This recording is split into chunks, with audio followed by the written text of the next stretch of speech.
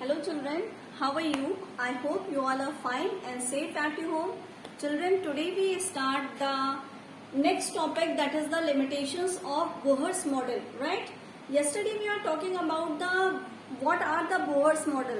हम लोग ने कल बात करी कि Bohr's model of an atom क्या है, उन्होंने एटॉमिक स्पेक्ट्रा हाइड्रोजन का कैसे दिया और एक एटम की स्टेबिलिटी के बारे में बोहर्स ने कैसे बात करी, राइट? आज हम बात करेंगे नेक्स्ट टॉपिक के बारे में। देखिए, बोहर्स ने स्ट्रक्चर तो दे दिया था एटम का, बट अभी भी उनके जो एटम का स्ट्रक्चर था अभी भी उसमें कुछ ऐसी कमियां थी, कुछ ऐसे ड्रॉबैक्स थे, कुछ ऐसी लिमिटेशंस थी जिसकी वजह से जो एटम था, एटम का स्ट्रक्चर था, उनके एटम की स्टेबिलिटी क्लियर नहीं हो पा रही थी। उन्होंने नो डाउट एटॉमिक स्पेक्ट्रा बहुत सही दिया था, नो डाउट उन्होंने स्टेबिलिटी भी सही बताई थी, बट अभी भी वो कई चीज ऐसे थे जो एक्सप्लेन नहीं कर पा रहे थे। आज हम उनके बारे में डिस्कस करेंगे, right? So before starting this topic, that are the limitations of Bohr's model, that is the lecture number 8. I would like to say that first of all you like the video, share the video and subscribe my channel. आप हर एक बच्चे को share करिए, हर एक उन बच्चों को share करिए जो पैंडेमिक सिचुएशन में कोचिंग अफोर्ड नहीं कर पा रहे हैं, उन्हें केमिस्ट्री समझने में प्रॉब्लम है, वो इजिली इसको समझ सकते हैं। उनके पास इतने पैसे नहीं है कि वो कोचिंग्स में देकर और इतने इस सिंपल से सब्जेक्ट को समझ सके, राइट? तो ये उनके लिए बहुत अच्छा रिसोर्स है समझने का। So children, let's start the today's topic. So I am writing the different limitations of Bohr's model. Okay children, so first of all we undergo the different limitations of Bohr's model. Now read the first point, that is the Bohr's model is unable to explain the spectrum of atom containing more than one electron. What does it mean? It means that, देखिए Bohr ने किसके बारे में बात किया, Bohr ने simply कह दिया था कि जो एटॉमिक स्पेक्ट्रा आ रहा है, मतलब लेमन ब्रेमन पास्चर ब्रैकेट फुंड के बारे में जो हम लोग ने कल पढ़ा, तो वहां पे जो एटॉमिक स्पेक्ट्रा आ रहा था वो बहुत इजीली बेस्ट वे में एक्सप्लेन कर दिया गया था। किसने एक्सप्लेन किया? बोहर ने एक्सप्लेन किया। वहां पे किसके लिए एक्सप्लेन किया गया था? हाइड्रोजन के लिए एक्सप्लेन किया गया। बट अगर एक हाइड्रोजन में कितने इलेक्ट्रॉन होते हैं? एक इलेक्ट्रॉन होते हैं, राइट? अब अगर एक इलेक्ट्रॉन से अगर ज्यादा इलेक्ट्रॉन आ जा रहे थे तो यहाँ पे बोहर्स का जो एटॉमिक मॉडल था वो फेल हो जा रहा था। अब बोहर्स का एटॉमिक मॉडल ये एक्सप्लेन नहीं कर पा रहा था कि अगर हम एक से ज्यादा इलेक्ट्रॉन्स को ले आएंगे तो उनका एटॉमिक स्पेक्ट्रा कैसा बनेगा। तो this is the first drawback of Bohr's atomic model. Now come to the second part, that is the Bohr's model is unable to explain the fine spectrum of an atom. जो atom का fine spectrum होता है, जो spectra दिखता है, वो Bohr's का model नहीं एक्सप्लेन कर पा रहा था कि किसी भी एटम का जो फाइन स्पेक्ट्रम है वो कैसे बनेगा. ओके चिल्ड्रन, तो ये एक्सप्लेनेशन बोहर्स के मॉडल ने नहीं दी थी, और अगर कोई चीज नहीं दे पाता है तो again this is the drawback of Bohr's atomic model. Okay children, now come to the third limitation, that is the Bohr's model is unable to explain the effect of electric and magnetic field on the spectra of atoms. It means that, देखिए, अब जो atoms होते हैं, right? अब atoms को हम magnetic field में भी रख सकते हैं, एटम्स को हम इलेक्ट्रिकल फील्ड में भी रख सकते हैं. जब एटम्स को मैग्नेटिक फील्ड में रख रहे थे तो वहां पे क्या होता है, वो एटम्स क्या होते हैं, वहां स्प्लिट करने लगते हैं, राइट? एटम्स के पार्टिकल स्प्लिट करते हैं, और जब एटम्स के पार्टिकल स्प्लिट करते हैं, जब मैग्नेटिक फील्ड में स्प्लिट करते हैं तो हम उसको कहते हैं Zeeman effect. What does it called as a Zeeman effect. और ये कब होता है? ये होता है जब हम मैग्नेटिक फील्ड में रखते हैं, और अगर इलेक्ट्रिक फील्ड में स्प्लिटिंग होती है तो हम इसको कहते हैं स्टार इफेक्ट. राइट चिल्ड्रन, इसको हम कहते हैं स्टार इफेक्ट. तो ये दोनों की एक्सप्लेनेशन बोहर्स ने नहीं दी थी. भाई उन्हें क्या पता कि अगर हम किसी भी एटम का स्पेक्ट्रा देख रहे हैं, उनको इलेक्ट्रिक और मैग्नेटिक फील्ड में रखेंगे तो कैसा स्पेक्ट्रा शो होगा, ये एक्सप्लेन बोहर ने नहीं किया था. Again this is the limitations of Bohr atomic model. And the last limitations of Bohr atomic model is it could not explain the ability of atom to form the molecule by chemical bonding. It means that class यहाँ पे जो Bohr's atomic model था, जो Bohr ने atom का बताया था, उन्होंने ये कहीं भी एक्सप्लेन नहीं किया कि ये जो एटम्स हैं आपके, ये एटम्स कैसे एटम्स कंबाइन होंगे, वो मॉलिक्यूल बनाएंगे, उनमें किस तरीके का केमिकल बॉन्ड का फॉर्मेशन होगा। राइट चिल्ड्रन, उन्होंने केमिकल बॉन्ड के फॉर्मेशन के बारे में कहीं भी कोई एक्सप्लेनेशन नहीं दी। उन्हें नहीं पता था कि केमिकल बॉन्ड्स कैसे बनते हैं, just like when we talk about the covalent bond, when we talk about the ionic bond. So these all different type of bond which are formed by the different molecules was not explained by the Bohr's atomic model. So when the different drawbacks came from the atomic model of the Bohr's atomic model, तो ये कैसे expect किया जा सकता था कि इन्होंने जितने कॉन्सेप्ट दिए, अब भाई आपने हाइड्रोजन के लिए एक्सप्लेनेशन दे दी, आपने कह दिया कि हाइड्रोजन में स्पेक्ट्रा स्प्लिट हो रहा है लेमन लेमन पास्चर ब्रैकेट फुंड के उसमें, बट अगर हमने नंबर ऑफ इलेक्ट्रॉन्स बढ़ा दिए तो ये बता ही नहीं पा रहे थे कि स्प्लिटिंग हुई है, तो स्प्लिटिंग कैसे हुई। तो यहाँ पे तो इनकी थ्योरी रॉन्ग हो जा रही थी कि भाई आपने एक इलेक्ट्रॉन के लिए पूरे पीरियोडिक टेबल में ऐसा तो नहीं है कि सिर्फ एक एलिमेंट प्रेजेंट है, खाली उसी की स्प्लिटिंग होनी है। स्प्लिटिंग तो जितने एलिमेंट प्रेजेंट है सबकी स्प्लिटिंग हो सकती है। अगर एक की हो सकती है तो जितने भी एलिमेंट प्रेजेंट है सबकी स्प्लिटिंग हो सकती है। बट बोहर्स एटॉमिक मॉडल के बारे में ये एक्सप्लेनेशन वो दे ही नहीं पा रहे थे। तो ये इनके ड्रॉबैक्स थे, सर्टेन ड्रॉबैक्स थे बोहर्स एटॉमिक मॉडल के, जिसको ओवरकम किया गया, जिसको दूर किया गया। दूर किसने किया? देखिए अब इतने सारे जो ड्रॉबैक्स आ रहे थे ये क्यों आ रहे थे। अब एक डी ब्रॉगली साइंटिस्ट आए, जैसे इसके बाद क्या डिस्कवरी हुई, एक क्वांटम मैकेनिकल एटॉमिक स्पेक्ट्रा आया, राइट। अब ये जो क्वांटम मैकेनिकल चीजें आई, वहां पे हम दो डिफरेंट चीजों के बारे में बात करेंगे। एक है हम बात करेंगे डुअल नेचर, और दूसरा हम बात करेंगे हाइजेनबर्ग का अनसर्टेनिटी प्रिंसिपल। अब देखिए डुअल नेचर क्या होता है, थोड़ा सा अभी हम आपको रिव्यू दे देते हैं, उसके बाद हम डिस्कस करेंगे। देखिए डुअल नेचर क्या है। डुअल मीन्स होता है जो दो तरीके के बिहेवियर को शो करे। इट मीन्स दैट कि डी ब्रॉगली एक साइंटिस्ट थे, Louis de Broglie full name था उनका। लुइस डी ब्रॉगली ने क्या कहा कि भाई बोहर्स, आपने जितना भी चीज एक्सप्लेन किया है, आपने कहीं ये तो बताया ही नहीं कि पार्टिकल का नेचर कैसा है। उनका क्या कहना था, वो पार्टिकल नेचर का है, इलेक्ट्रॉन पार्टिकल नेचर का है। क्यों? क्योंकि पार्टिकल नेचर का जो इलेक्ट्रॉन है बेसिकली उसके पास मास है और काइनेटिक एनर्जी है, और जब किसी के पास मास और काइनेटिक एनर्जी होता है तो वो कैसा नेचर शो करता है, वो पार्टिकल नेचर शो करता है, राइट।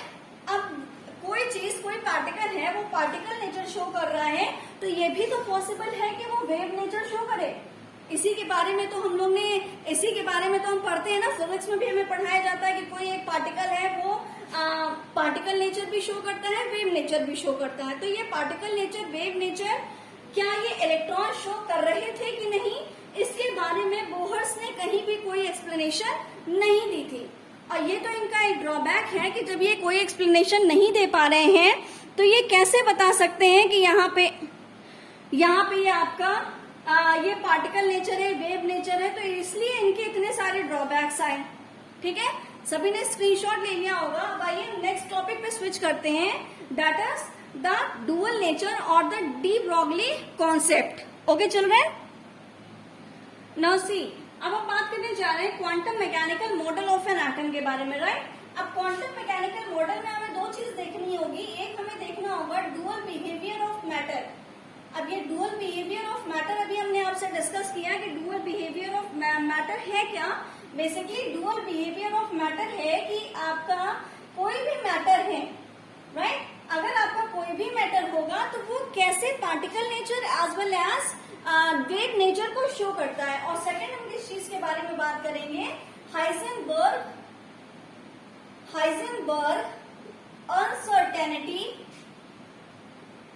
अनसर्टेनिटी प्रिंसिपल के बारे में, राइट। अनसर्टेनिटी प्रिंसिपल के बारे में बात करेंगे, दो टॉपिक डिस्कस करेंगे। देखिए डुअल बिहेवियर ऑफ मैटर क्या कहता है। Dual behaviour of matter means होता है कि आपका मैटर जो होता है, मैटर में बेसिकली देखिए मैटर किससे बना हुआ है, एटम से मिलके बने। एटम में क्या प्रेजेंट है, एटम में प्रेजेंट है पार्टिकल। अब ये पार्टिकल में क्या है, अभी हम लोगों ने पढ़ा electron, proton, neutron. It means that देखिए साइंटिस्ट डी ब्रॉगली का क्या कहना था, डी ब्रॉगली साइंटिस्ट का कहना था, scientist Louis Louis de Broglie. अब डी ब्रॉगली का क्या कहना था? According to de Broglie, electron behave as particle as well as the wave nature, right. Electron जो होते हैं वो पार्टिकल नेचर भी शो करते हैं और कैसा नेचर शो करते हैं? वेव नेचर भी शो करते हैं। अब ये पार्टिकल और वेव नेचर कैसे शो करते हैं, इन्हें कैसे पता चला? देखिए, इनका क्या कहना था कि ये पार्टिकल नेचर इसलिए शो करते हैं because electron have their mass as well as the kinetic energy, and when any substance have their own mass and the kinetic energy, then it behave like the particle nature, तब वो particle की तरह behave करेंगे। But अगर कोई चीज wave की तरह कर रही है, अब इन्हें वेव की तरह कैसे पता चला? इन्होंने क्या काम किया कि ये जो इलेक्ट्रॉन्स थे, इलेक्ट्रॉन जैसे लाइट की वेव का डिफ्रैक्शन होता है वैसे ही आपके इलेक्ट्रॉन्स भी डिफ्रैक्ट हो रहे थे। जब इनका डिफ्रैक्शन हो रहा था तो ये एकदम इलेक्ट्रॉन्स ऐसे बिहेव कर रहे थे जस्ट लाइक अ लाइट वेव, और लाइट वेव की तरह डिफ्रैक्शन शो हो रहा है। इट मीन्स दैट ये तभी शो होगा जब इनका वेव नेचर होगा। तो डी ब्रॉगली ये रिजल्ट ये ऑब्जर्व कर पा रहे थे कि ये इलेक्ट्रॉन, भाई ये जो इलेक्ट्रॉन का पार्टिकल है ये खाली पार्टिकल नेचर नहीं शो करता है, ये वेव नेचर भी शो करता है। Why? Because just like a light wave electrons also show the diffraction, और अगर ये डिफ्रैक्शन शो कर रहा है तो मतलब इनमें वेव होगी। Is this clear? और अगर इनमें वेव होगी तो वेव नेचर शो करेंगे। इट मीन्स दैट इन्होंने एक रिलेशन दिया। रिलेशन कैसा दिया? इन्होंने वेवलेंथ से रिलेशन निकाली। वेवलेंथ से कैसे रिलेशन निकाली? वेवलेंथ से इन्होंने रिलेशन ये निकाला कि आपका जो लैम्डा होता है, lambda is the wavelength is equal to the h upon mv, right. अब ये h क्या है? h is the where h lambda is the wavelength, where lambda is the wavelength, h is the Planck constant, h is the Planck constant, and m is the mass, m is mass of particle, and v is the velocity। और हम mv को क्या लिख सकते हैं, और हम इस इक्वेशन को क्या लिख सकते हैं? यहाँ वेलोसिटी में नीचे ही लिख दे रही हूँ, this v is the velocity। ये m और v को हम कैसे रिप्लेस कर सकते हैं? मोमेंटम से, right. This p is the momentum of particle, this p is the momentum of particle. तो हम इस इक्वेशन को रीराइट करेंगे तो हम कैसे लिख सकते हैं? Lambda equals to h upon p, right.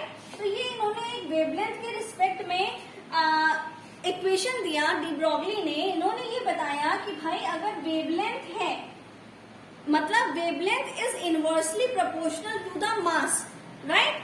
अब यहाँ पे ये जो wavelength is inversely proportional to the mass था, ये कॉन्सेप्ट मतलब इससे इन्होंने ये तो बता दिया कि electron also show the wave nature. It means that electron show both nature, that is the particle nature as well as the wave nature.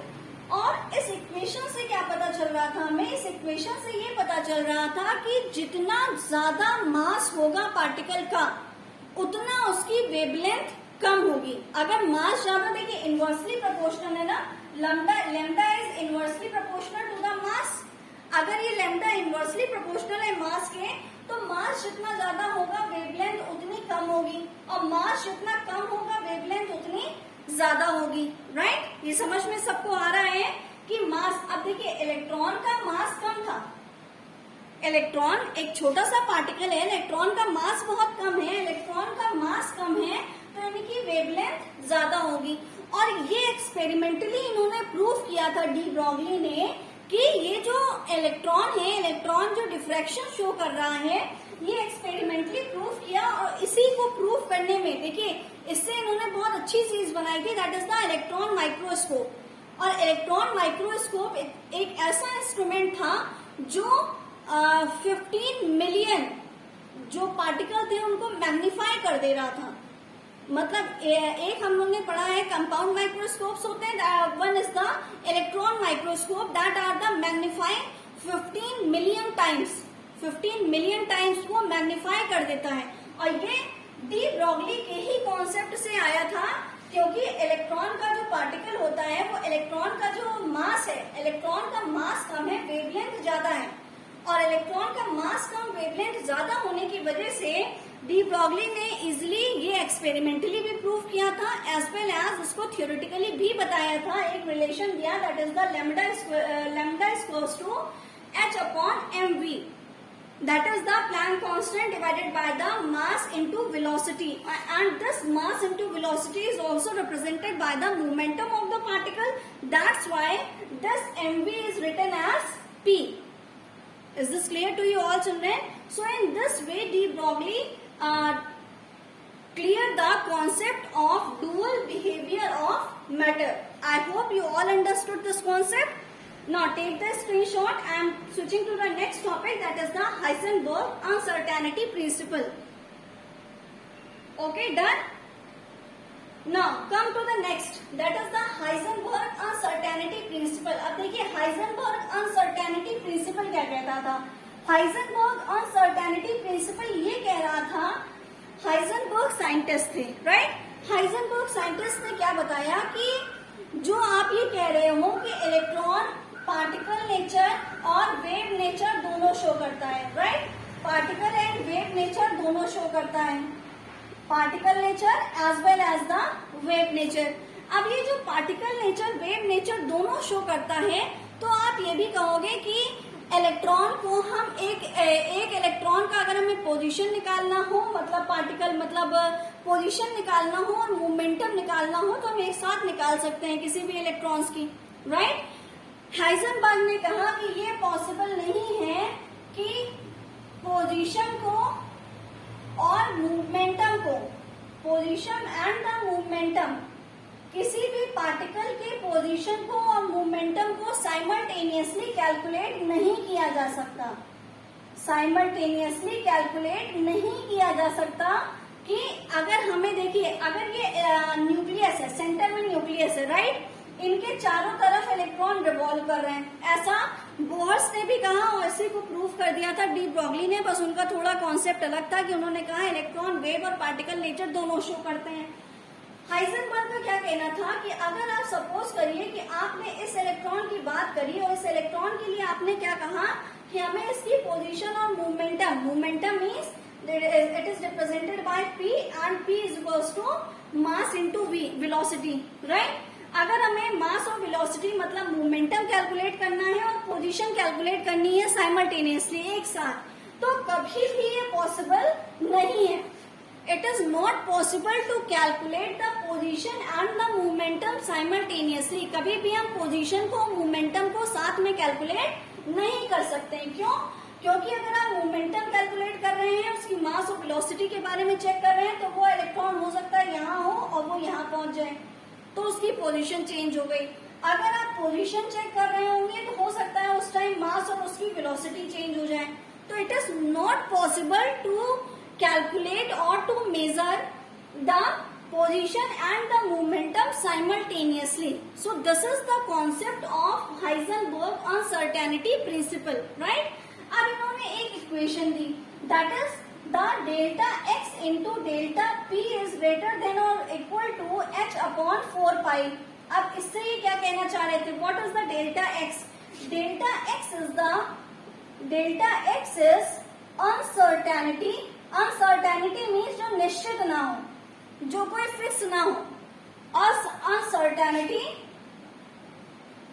Uncertainty in the position of particle, in the position of particle, right? और delta p क्या था? Delta p is the uncertainty in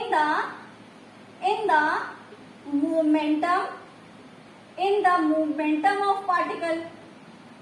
in the momentum of particle. तो particle के momentum भी uncertainty मतलब निश्चित नहीं होता है और पोजीशन भी निश्चित नहीं होती है, और इन दोनों को कभी भी हम एक साथ तो मेजर कर ही नहीं सकते. ये हाइजेनबर्ग का अनसर्टेनिटी प्रिंसिपल था. अब यहाँ पे देखिए, अब ये आपका जो मोमेंटम है जिसको हम क्या लिख सकते हैं? Delta x into m delta v velocity is greater than और less than h upon 4 pi, right. और हम क्या लिख सकते हैं? Delta V is greater than और less than h upon 4 pi m।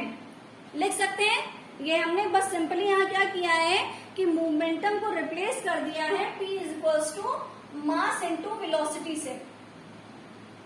ठीक है, तो ये हाइजेनबर्ग ने समझा दिया था कि भाई कभी भी हम इलेक्ट्रॉन का, आपने कहा वेव नेचर होता है, पार्टिकल नेचर होता है, हम एग्री करते हैं, बट वेव नेचर और पार्टिकल नेचर के साथ साथ उसकी इलेक्ट्रॉन्स की पोजीशन को और मोमेंटम को कभी भी हम साथ में मेजर नहीं कर सकते, साथ में हम मेजर नहीं कर सकते हैं।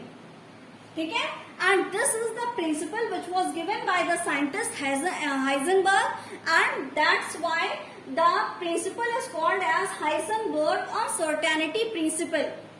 ये सबको समझ में आया, इसीलिए ये कहा गया था हाइजेनबर्ग का अनसर्टेनिटी प्रिंसिपल है, जो निश्चित नहीं है, ना उनकी पोजीशन ना उनका मोमेंटम। पोजीशन मेजर करेंगे तो मोमेंटम बदलेगा, मोमेंटम मेजर करेंगे तो पोजीशन बदलेगी, तो इसीलिए हम साइमल्टेनियसली एक को दोनों को एक साथ मेजर नहीं कर सकते हैं। तो यहाँ से हमें बहुत चीजें क्लियर हो गई थी एटम्स के मॉडल के बारे में, उनका डुअल नेचर पता चल गया कि इलेक्ट्रॉन्स वेव नेचर के हैं, पार्टिकल नेचर के हैं, उनकी पोजीशंस पता चल गई, उनका ऑर्बिट पता चल गया, and so on. There are the lots of things which we understood about the structure of the atom or the model of the atom and the different charges which present on the different particles, right? So this is all about the today's class। आप सभी को ये समझ में आया होगा। एक बार आप इसको रीड करेंगे, कॉन्सेप्ट समझेंगे, जो चीज नहीं आएगी वो कमेंट सेक्शन में जरूर बताया करिए कि क्या चीजें नहीं क्लियर हुई हैं। ओके चिल्ड्रेन, कल की क्लास में हम आपकी प्रॉब्लम्स को भी डिस्कस करेंगे, नेक्स्ट हम क्वांटम नंबर पे स्विच करेंगे। Okay, this is all about the today's class। thank you class। okay children, bye bye।